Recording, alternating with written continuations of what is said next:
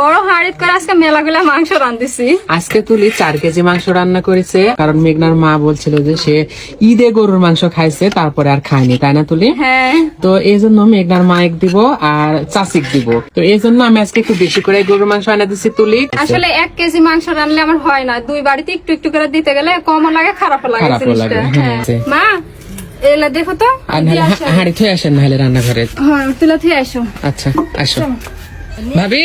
ও নেন দেখতে আসে তুই অ্যাক্সিডেন্ট হবে মারা যাচ্ছি। এ দেখ তোর কানে কিলে আনিছি। গরুর মাংস আগলে আপনারা দুজনে ভালো করে এই দেখ। খাবেন। মেঘনা তো আমার বাড়িতে খাবেনি। ঘরে যে থুয়া